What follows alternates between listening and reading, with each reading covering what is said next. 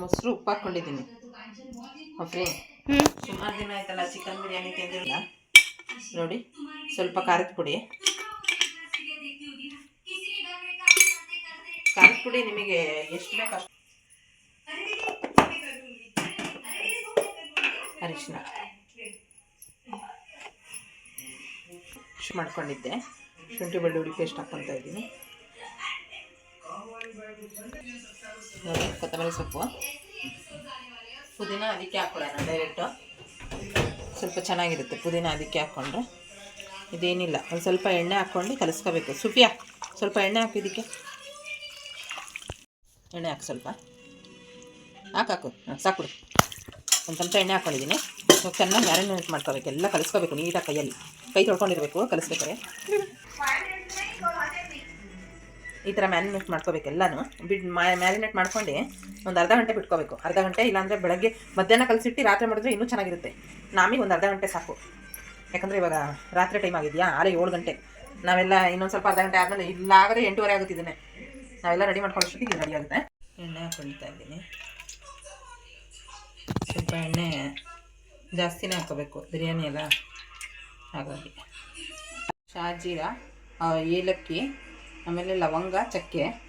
ಜಾಸ್ತಿ ಗರಂ ಮಸಾಲೆ ಹಾಕಲ್ಲ ನಮ್ಮ ಮನೇಲಿ, ಇಷ್ಟಪಡಲ್ಲ ಯಾರು. ಅದಕ್ಕೆ ಯಾರು ತಿನ್ನಲ್ಲ ಅಂತಲೇ ಹಾಕಲ್ಲ ನಾನು. ಇದನ್ನು ಸ್ವಲ್ಪ ಫ್ರೈ ಆಗಲಿ. ಪಲಾವ್ ಎಲೆ ಹಾಕ್ಕೊತಾ ಇದ್ದೀನಿ. ಈರುಳ್ಳಿ,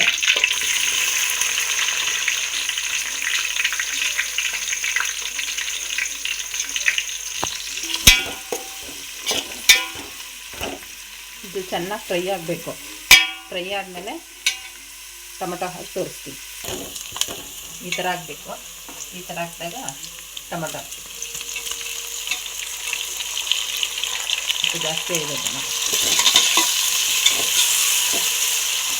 ಇದು ಕೊಂಪು ಹಾಕಿದ್ರೆ ಟೊಮೆಟೊ ನೀರು ಬಿಟ್ಕೊಳ್ಳುತ್ತೆ ನೀಟಾಗಿ.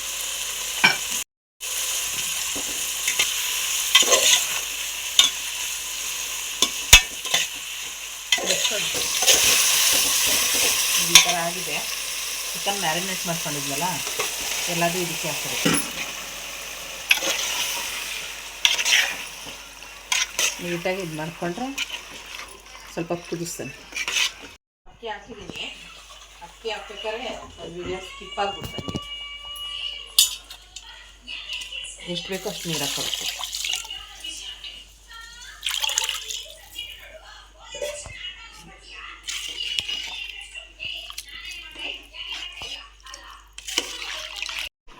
ನೋಡಿರಿ, ಇನ್ನೊಂದು ಸ್ವಲ್ಪ ಆದರೆ ಮುಗೀತು, ಬಿರಿಯಾನಿ ಆಗಿದೆ. ಕರೆಂಟ್ ಬೇರೆ ಹೋಗಿದೆ ಇದೇ ಟೈಮಿಗೆ, ಕರೆಂಟ್ ಇಲ್ಲ.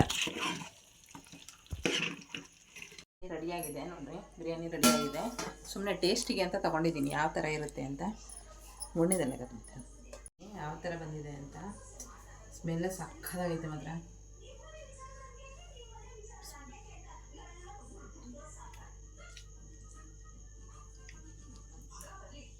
ಸಕ್ಕತ್ತಾಗಿದೆ ಅಪ್ರಿ, ಚೆನ್ನಾಗಿದೆ. ಹಾಂ.